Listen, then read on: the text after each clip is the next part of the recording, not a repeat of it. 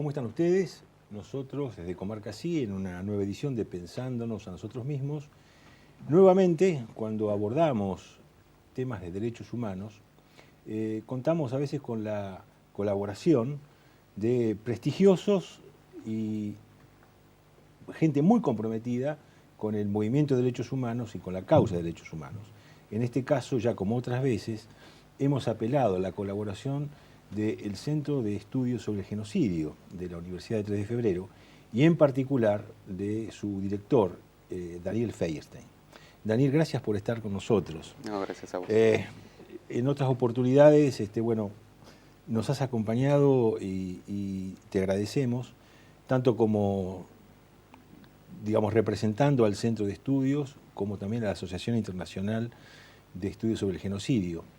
Y hoy queremos abordar algo que nos ayude a divulgar, algo que puede empezar con una pregunta. ¿Qué sucede cuando el orden jurídico nacional o internacional pone la atención o no pone la atención cuando suceden cuestiones que podemos denominar como crímenes de lesa humanidad o situaciones muy difíciles porque atraviesan determinadas minorías, pueblos o situaciones que también pueden llevar a caracterizarle como violaciones de derechos humanos? ¿Qué pasa cuando el orden nacional, jurídico o internacional no presta atención a esto? Bueno, quizás lo importante para entender por qué no presta atención es que la justicia tanto nacional como internacional siempre es selectiva. ¿Sí? Siempre es selectiva quiere decir que se presta más atención a los crímenes cometidos por aquellos que son más débiles y que pueden ser más fácilmente perseguidos, y los crímenes cometidos por los poderosos suelen quedar impunes e invisibles. Y es difícil reaccionar ante esto, y quizás históricamente una de las respuestas más interesantes fue cuando se da la invasión norteamericana a Vietnam, ¿sí? Y pese a la existencia de las Naciones Unidas, a la existencia de convenciones internacionales, a la existencia de todo un marco legal que podía intervenir en esa situación, lo ocurrido en Vietnam, con centenares de miles de víctimas, con arrasamiento, con el uso de napalm, con arrasamiento a aldeas y poblaciones enteras, era absolutamente ignorado por los órganos internacionales, y básicamente porque estaba siendo cometido por una de las potencias del Consejo de Seguridad de Naciones Unidas. Y ahí es donde una serie de luchadores sociales, de intelectuales, y básicamente conducidos por Bertrand Russell y Jean-Paul Sartre, pero con toda una cantidad de gente participando de ese proyecto, deciden pensar que los pueblos también tendrían que tener alguna oportunidad de establecer su juzgamiento ante estos hechos, aun cuando no tuvieran ninguna capacidad militar de coacción sobre los responsables. Y es así que surge lo que se llamó en su momento el Tribunal Russell o el Tribunal Russell-Sartre, que fue reunir una serie de personas con fuerte integridad moral y reconocidas internacionalmente para llevar a cabo un análisis y denuncia de lo que estaba ocurriendo en Vietnam. Y esto fue el antecedente de una institución que tiene 40 años, que es el Tribunal Permanente de los Pueblos, ¿sí? Que a partir de la participación de un senador italiano, que es Lelio Basso, dentro del Tribunal Russell-Sartre, bueno, él tiene la idea de darle continuidad a esa experiencia y que existiera un ámbito que reuniera personalidades de todo el mundo, un ámbito, quizás un antecedente muy temprano de un ámbito global, Claro. de Entonces, derechos los humanos. que son los denominados tribunales de opinión, ¿no es cierto? Exactamente, Y el Tribunal Russell-Sartre fue el primer tribunal de opinión. el primer tribunal de opinión. Entonces hay un correlato, digamos, la genealogía del tribunal permanente actual, Tribunal Permanente de los Pueblos, tiene que ver con el nacimiento y la actividad del Tribunal Russell, ¿no es cierto? Absolutamente, o sea, después del Tribunal Russell sobre Vietnam, se lleva a cabo el Tribunal Russell II, que toma el caso, un caso todavía mucho más cercano, pues el caso de las dictaduras latinoamericanas, pero se lo hace muy tempranamente, cuando habían comenzado los golpes militares en la región, el golpe en Guatemala apoyado por los Estados Unidos, el golpe en Brasil en el 64, y el que es el detonante del Tribunal Russell II es el golpe de Pinochet en Chile. El tribunal se lleva a cabo en el 74, todavía Argentina estaba en otro proceso. Y a partir del Tribunal Russell II es cuando se termina de configurar la idea de que tendría que existir un ámbito permanente donde pudiera desarrollarse este intento de involucrar globalmente a los pueblos en aquellas situaciones que los órganos internacionales no están dispuestos a abordar. Y digo, vía la participación de Lelio Basso y de lo que habían sido los miembros centrales del Tribunal Russell, se constituye el Tribunal Permanente de los Pueblos. Bien. Y uno analiza la actividad del Tribunal Permanente de los Pueblos y vemos que hay cerca de 40 sesiones. En el año 1979, ¿no? ¿Se funda, se crea o es posterior? Como Tribunal de los Pueblos creo que es en el año 79, efectivamente, después de las 2 sesiones del Tribunal Russell. Y comienza a sesionar posteriormente. ¿Y cómo llegan los temas que trata el Tribunal Permanente de los Pueblos?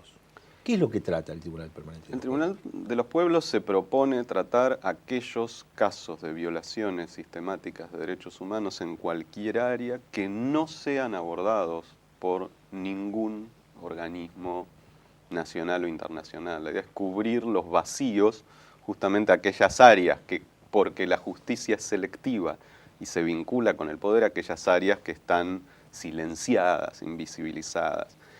Y el sistema es recibir las denuncias por parte de los grupos de población, los organismos de derechos humanos, los conjuntos de víctimas que están sufriendo esas acciones y que no están encontrando ningún canal ante el cual poder denunciar esta situación. Con lo cual la responsabilidad de la organización del tribunal es de los organismos, de los propios organismos que lo convocan. El tribunal garantiza la idoneidad de los jueces que envía, garantiza la confidencialidad de la información, garantiza la visibilidad del caso, pero no es una institución, ha querido intencionalmente, y creo que ha sido muy bueno como decisión, no crear una burocracia internacional que se encargue de establecer todo un sistema de fondos que a su vez pueda ser utilizado, sospechado de su utilización, o que busque financiamiento empresario que después imponga condiciones sobre sus acciones, sino que el tribunal no tiene presupuesto, no tiene una estructura burocrática, es un conjunto de personalidades a nivel internacional que busca visibilizar estas denuncias y los casos son sostenidos por las propias organizaciones que están sufriendo los hechos, lo cual en un caso uno puede decir, bueno, es un esfuerzo enorme para esas organizaciones, enorme, una responsabilidad enorme para los jueces del tribunal que van, que saben que la posibilidad de haber viajado ahí, nadie cobra nada, ¿sí? Esto que hay que dejarlo muy claro por participar del tribunal, pero los propios gastos de desplazamiento son cubiertos por las propias organizaciones. Pero esto hace, me parece, una cuestión de trabajar con los recursos que tenemos, ¿sí? Que tenemos como movimiento popular, y creo que ha sido muy valiosa en ese sentido la experiencia. Claro que siempre está la tentación de que si uno tuviera más fondos podría hacer más cosas, pero esa tentación es una trampa también. Sabemos que vos integrás el cuerpo de jueces, ¿no? del Tribunal Permanente. ¿Qué otros argentinos también participan? Que yo tenga recuerdo, han participado en su momento Julio Cortázar, para el tribunal que se hizo precisamente sobre el caso de la Argentina, Adolfo Pérez Esquivel, Estela Carlotto, Graciela D'Aleo y Marcelo Ferreira, que es el titular de la Cátedra de Derechos Humanos de Filosofía y Letras.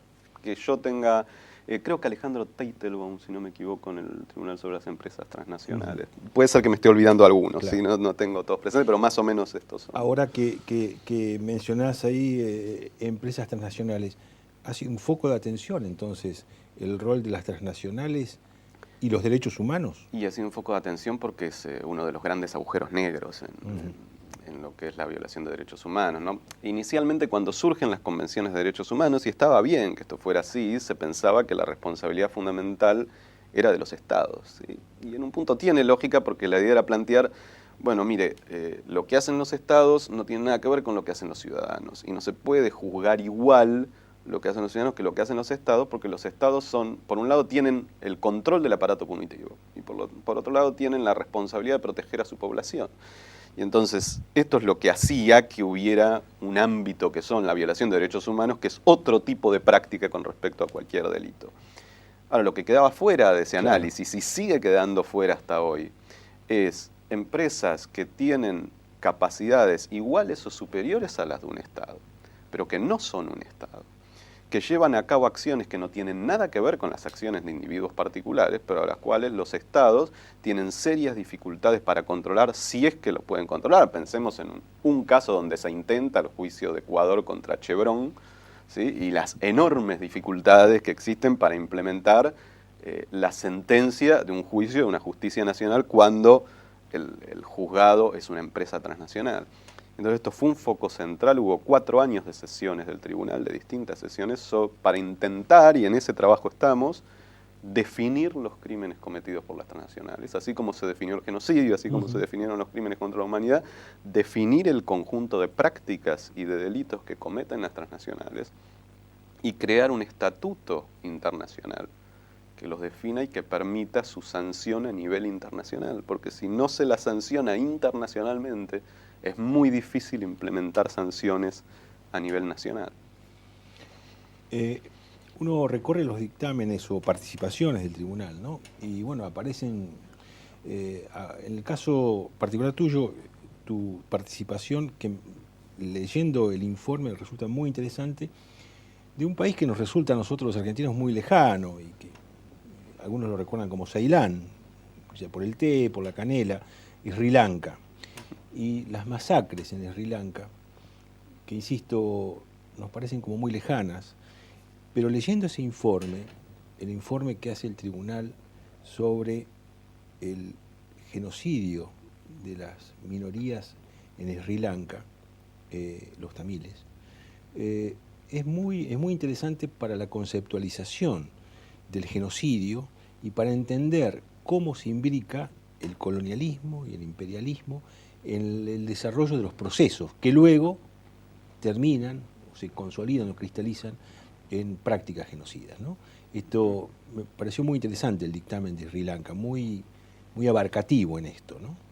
Sí, quizás lo que es interesante empezar a identificar es que cada modalidad colonialista ha tenido su propia modalidad de violación de derechos humanos. Claro. Y han sido poco trabajadas. Es interesante comenzar a entender porque uno puede encontrar elementos en común según cuál fue la potencia que colonizó esa zona.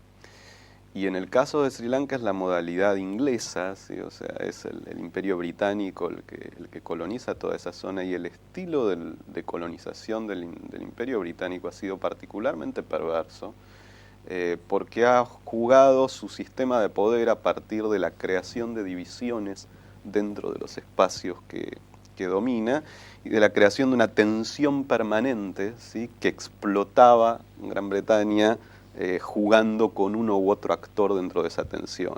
Las divisiones en India entre hindúes, islámicos y Sikh, y en el caso de Sri Lanka entre singaleses y tamiles. Y el modo en que se juega esto es el elemento fundamental para entender cómo se estructuran los procesos de aniquilamiento después, con el agravamiento en el caso de Sri Lanka, de que como la zona tamil en Sri Lanka era una zona geopolíticamente vital, porque es la zona de todo el tráfico marítimo de la producción petrolera, era fundamental para el conjunto de las grandes potencias que esa zona estuviera en orden al precio que fuera. Y este es el elemento fundamental para entender por qué a nadie le interesa el aniquilamiento de la población tamil. ¿Sí? Primero su sojuzgamiento, porque es un proceso que lleva muchos años, y es interesante cómo juegan los medios en este sentido. ¿Sí? En algún momento, producto de la desesperación, la población tamil ingresa en un proceso militar, que se lleva a cabo con ciertas acciones suicidas de los tigres tamiles contra el ejército de Sri Lanka, y esto es lo que se civiliza mediáticamente y se lo construye como una historia de lucha contra el terrorismo, ¿sí? A su vez con toda la discusión de a qué define uno terrorismo, porque los tamiles no atentaban contra población civil, llevaban a cabo atentados suicidas contra un enemigo militar. Vamos a hacer una pequeña pausa y vamos a seguir con esto. ¿Cómo no?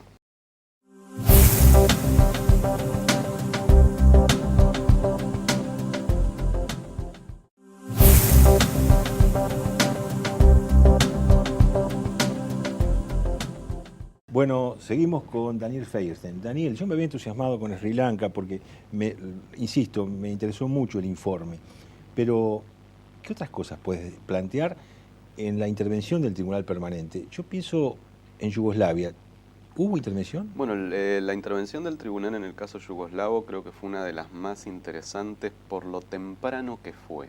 ¿Sí? Y la claridad que se tuvo en esa sentencia en 1994. O sea, el conflicto en Yugoslavia se inicia en el 92, pero las grandes matanzas en Yugoslavia son del 95, o sea, el cerco a Srebrenica, el cerco a Sarajevo, perdón, y la matanza de Srebrenica son las dos en 1995, y sin embargo el tribunal llevó a cabo una sesión en el 94, donde se convoca también a personalidades, pero académicos especializados en el tema, y lo que se observa es cómo se construye, se utiliza por primera vez al genocidio en lugar de para consolidar un Estado, que era la forma clásica, para destruir un Estado. Y cómo se generan tensiones en población que había participado en un proceso tremendamente rico, que era el proceso de diversidad cultural construida durante el gobierno de Tito, sí. Y particularmente en la zona central de Yugoslavia, en la zona de lo que hoy es Bosnia-Herzegovina, y cómo se avivan tensiones nacionalistas y étnicas con una tremenda inversión y participación de potencia. El rol alemán fue fundamental, el rol estadounidense en el financiamiento de los grupos nacionalistas, tanto serbios como croatas, ¿sí? Y en el desmembramiento de un Estado cuyo problema era su autonomía con respecto a las grandes potencias, porque uno se olvida de lo que era Yugoslavia, pero Yugoslavia, primero, se había liberado del nazismo sin el apoyo del Ejército Rojo, o sea, por parte de la resistencia yugoslava. Constituía la cuarta economía y la cuarta fuerza militar a comienzos de los 80. ¿Sí? Y creo que esto es fundamental para entender un Estado que tenía autonomía de los dos bloques de la Guerra Fría, pese a ser un Estado socialista, era el único Estado con autonomía de la Unión Soviética y con una autonomía tal que había impedido la represión soviética, que sí ocurrió en Hungría y Checoslovaquia justamente por la fuerza de su ejército. ¿Sí? No era tan fácil que el ejército ruso derrotara un ejército como el yugoslavo. Y acá se dan cita una serie de intereses para utilizar la masacre como modo de desmembrar una experiencia nacional y crear una serie de republiquetas, ¿sí? Que no pueden oponer ninguna resistencia al capital transnacional. ¿Sí? Serbia, Croacia, Bosnia-Herzegovina, Macedonia, Eslovenia, son pequeños territorios sin capacidad de autonomía nacional. Y es interesante ese modelo, porque uno lo ve como proyecto para la región, el intento de secesionar Bolivia. Por suerte, detenido por la intervención temprana de la UNASUR, iba en la misma dirección. ¿Sí? Esto es, cuando se permite que estos fenómenos de nacionalismo étnico se desarrollen utilizados como estrategia del capital transnacional, es tremendamente peligroso para las violaciones de derechos humanos y es empezar a ver los peligros del siglo XXI más que los del siglo XX. El siglo XX era el genocidio utilizado por los estados. Yo creo que en el siglo XX el gran peligro es el genocidio utilizado para destruir al Estado, que es la última valla que se puede oponer a la transnacionalización de la economía. Últimamente dominan también los titulares de los diarios el problema de los migrantes en México. Uno de los aspectos donde anidan una serie de problemas vinculados a la violación de los derechos humanos en México, pero domina la cuestión de los migrantes y especialmente de los niños migrantes. ¿El tribunal ha tenido participación o tiene participación en eso? El tribunal tiene actualmente una sesión sobre México.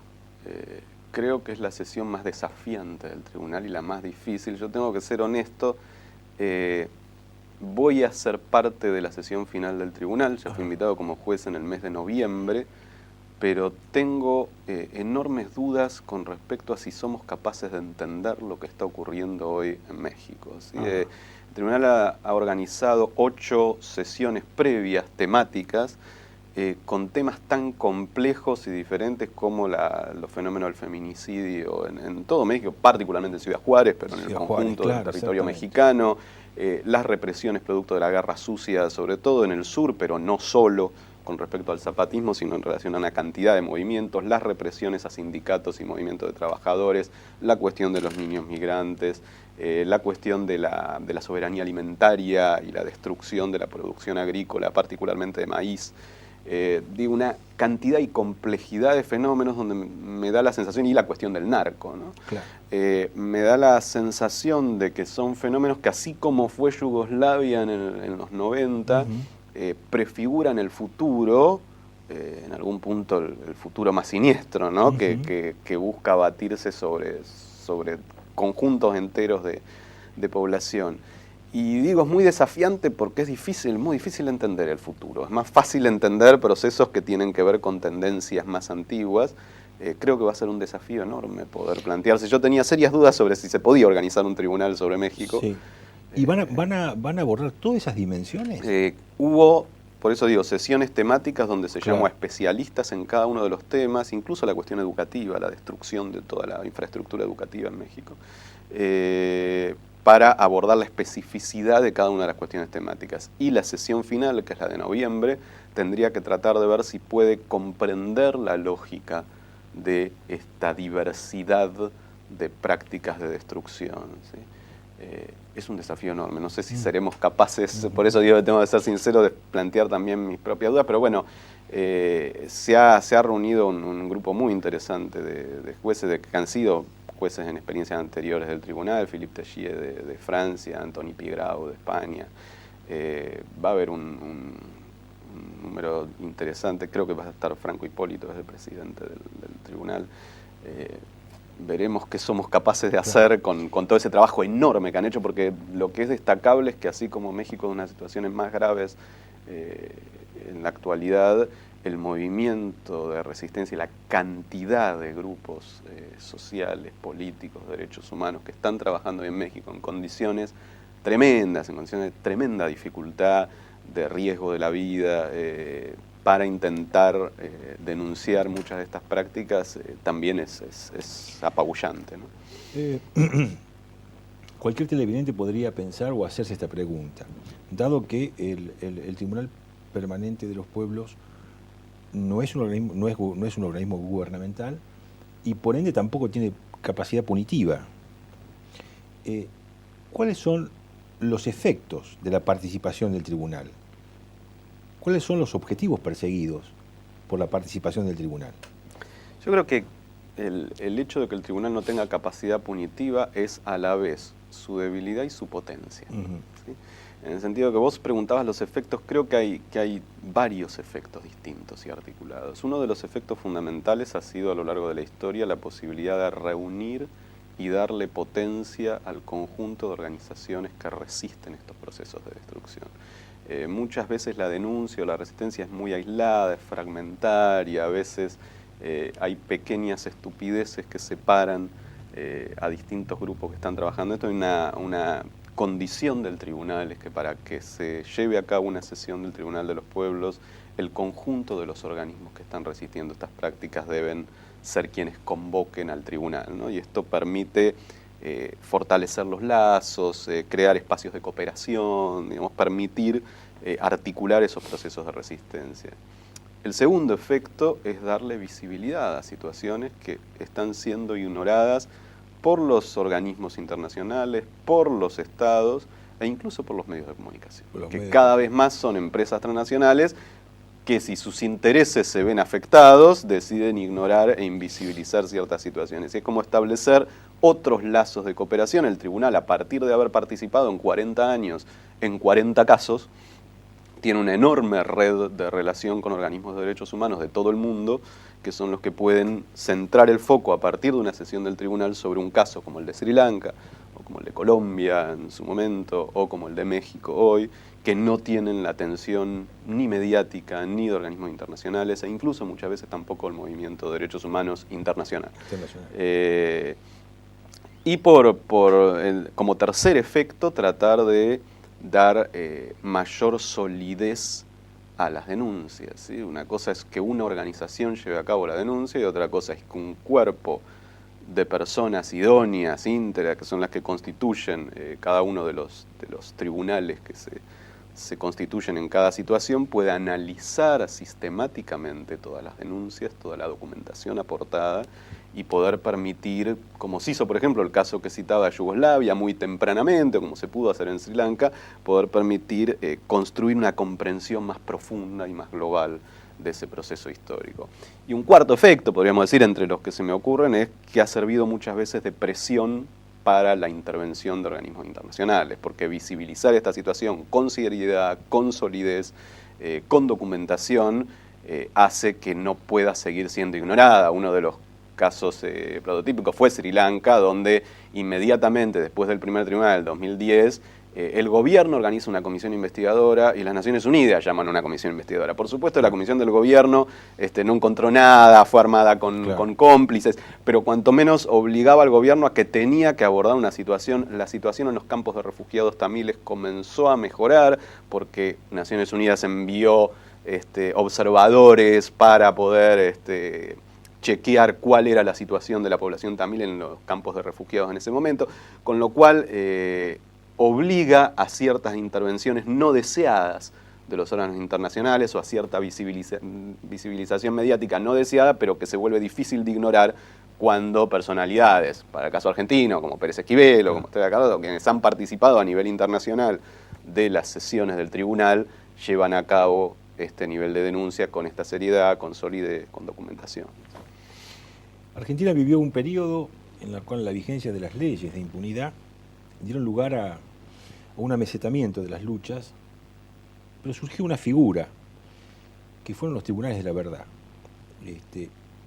Esas audiencias que en algún momento también llegaron a ser sospechadas como que no iba a ser fructífero, digamos, la constitución de estos tipos de tribunales, en virtud de que pudiera dar lugar a que la impunidad, digamos, dominara a estos tribunales.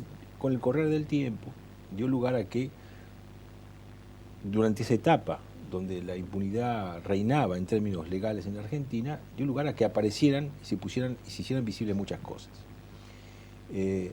Con el tiempo quizá apreciamos el valor que tuvo. Esto también se relaciona también con la participación a nivel internacional de un tribunal de los pueblos, es decir, la verdad puesta de manifiesto más allá de lo punitivo. Yo creo que tiene una relación, en el caso argentino fue muy importante, yo creo que fue una etapa fundamental para derrotar a la impunidad, pero porque se hizo como juzgamiento, ¿sí? Que creo que esta es la diferencia con algunas comisiones por la verdad, claro, que son la trampa en cierto sentido de la verdad. ¿Por qué? Porque creo que hay que tomar en cuenta que la idea de juicio y castigo remite a dos prácticas que están articuladas pero que son distintas. Y a mi modo de ver, lo más importante que puede hacer una sociedad que vivió un proceso de violación sistemática de derechos humanos es juzgar esos hechos. Juzgar esos hechos en lo que implica la lógica del juzgamiento, que es establecer qué es lo que ocurrió, pero no solo establecer lo que ocurrió, por eso juzgar no es solo la verdad, sino es establecer lo que ocurrió y establecer una conclusión sobre lo que ocurrió, que es que fue, cuáles fueron los motivos, si fue justo, si fue injusto, cuál fue su nivel de injusticia. Creo que esto es fundamental en tanto elemento reparador de una sociedad. Por supuesto que el castigo puede ser una de las consecuencias del juzgamiento. Cuando el juzgamiento se hace bien, y creo que esto fue lo interesante de la experiencia de juicios por la verdad en la Argentina, o de lo que pueden ser los tribunales de los pueblos, queda claro que si esa acción queda sin castigo, el sistema jurídico se desmorona.